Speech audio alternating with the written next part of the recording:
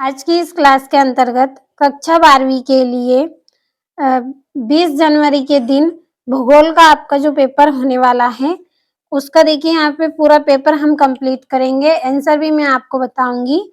आपका जो पेपर है वो 70 अंक का है। अगर आपको एग्जाम में 60 या 65 अंक लाना है तो पूरा पेपर आप कंप्लीट करके जाइए। भरोसा रखिए 20 जनवरी के दिन आपको इसी में से क्वेश्चन देखने को मिलेंगे। इस तरह के निर्देशांक आपके रहेंगे हिंदी इंग्लिश दोनों में। दोनों क्लास के बच्चों के लिए आज का पेपर है। तो शुरू करते हैं हमारे प्रश्नों को। पहला प्रश्न है सही विकल्प चुनकर लिखिए। तो निम्नलिखित में से कौन सा एक लोगों और पर्यावरण के बीच अन्योन्य क्रिया का सर्वाधिक महत्वपूर्ण कारक है? तो इसका आंसर रहेगा आपका लोगों के अनुभव। दूसरा है निम्नलिखित में से कौन सी एकल कृषि नहीं है? तो रोपण कृषि। अगला है किस देश का प्रत्येक सदस्य सहकारी कृषि का सदस्य है? तो इसका आंसर रहेगा आपका डेनमार्क। अगले प्रश्न की ओर बढ़ेंगे। चौथा है आपका कॉफी के बागानों को ब्राजील में कहा जाता है, क्या कहा जाता है? फेजेंडा कहा जाता है। और राष्ट्रीय युवा नीति कब आरंभ की गई? फरवरी 2014 में आरंभ की गई। अगला शुष्क कृषि में निम्न में से कौन सी फसल नहीं बोई जाती है? तो कौन सी फसल नहीं बोई जाती है? गन्ना। और इंग्लिश मीडियम वाले बच्चे आप इनको ट्रांसलेट कर लीजिएगा यहाँ से। अब बढ़ते हैं हमारे अगले प्रश्न की ओर। तो आपका अगला प्रश्न रिक्त स्थानों की पूर्ति कीजिए। पहला है चैनल टनल पेरिस को एड्रेस जोड़ता है, तो कौन जोड़ता है इसको? लंदन। अगला है मुख्य श्रमिक वह व्यक्ति है जो एक वर्ष में कम से कम 150 दिन काम करता है, तो कितने दिन? 180 दिन। अगला है अंबाला एक डेडेस नगर है, तो अंबाला कौन सा नगर है? छावनी। छावनी नगर। नगर इसमें पहले से लिखा हुआ है लेकिन फिर भी मैंने लिख दिया है। चौथा है अमेरिकन कपास को भारत के उत्तर पश्चिमी भाग में डेडेस कहा जाता है, तो क्या कहा जाता है? नारमा। अगला है मानवतावादी विचारधारा का विकास डेडेस के दशक में हुआ है?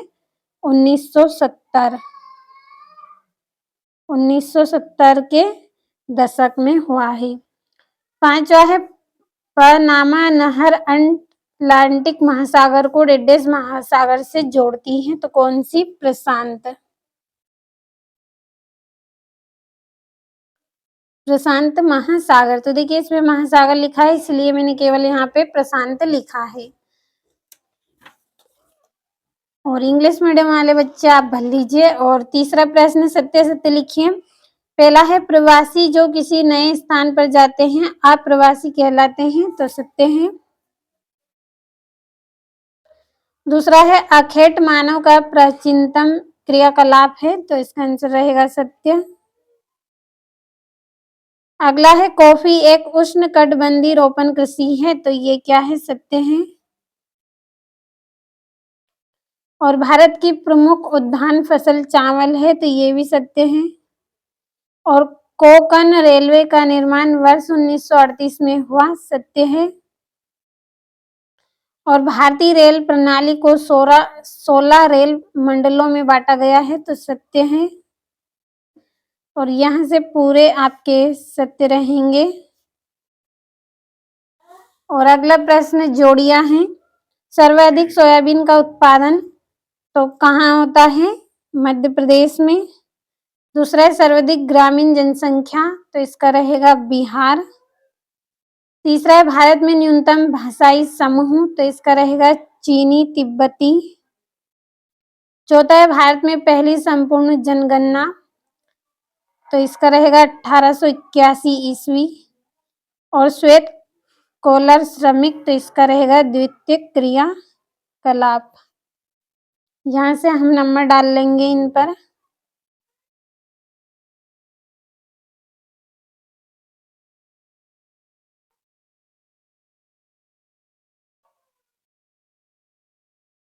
तो ये हो गए हैं आपके यहाँ से। और अगला प्रश्न है, एक वाक्य में उत्तर लिखिए। पहला, विश्व व्यापार संगठन कब बनाया गया? तो जनवरी 1995 में बनाया गया। जनवरी 1995। अगला है, 2011 की जनगणना के अनुसार भारत का जनसंख्या घनत्व कितना है? तो इसका आंसर रहेगा 382 व्यक्ति प्रति वर्ग किलोमीटर। 382 प्रति वर्ग।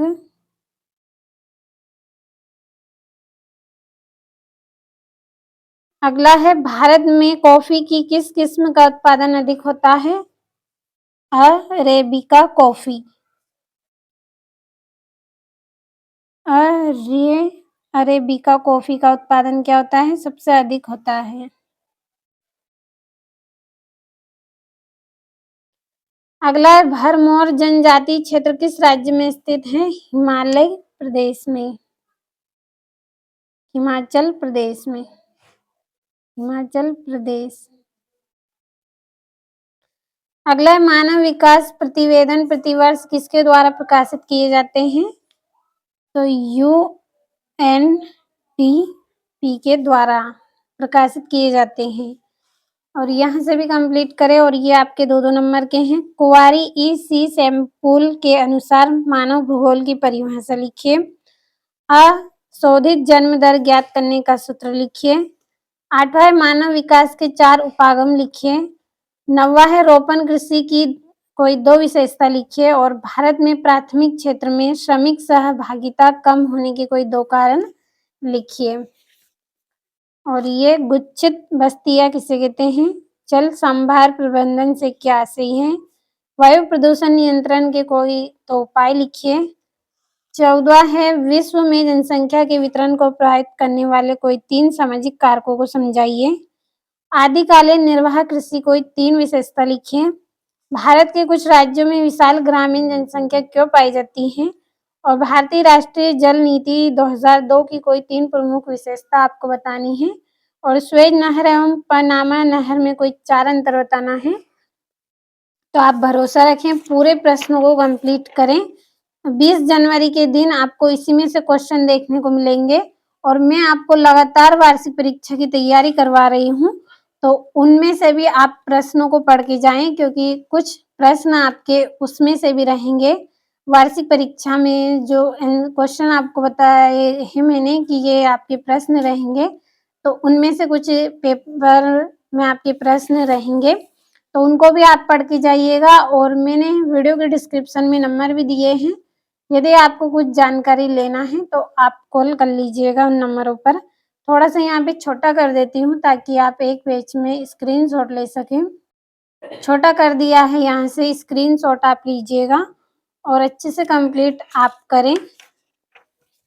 और ये यहाँ से है आपका 19वां।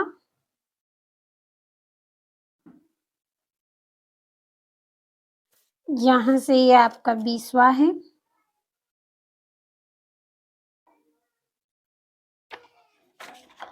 तो एक एक प्रश्न इम्पोर्टेंट है आज के इस वीडियो में, कंप्लीट जरूर करें पूरे प्रश्न को।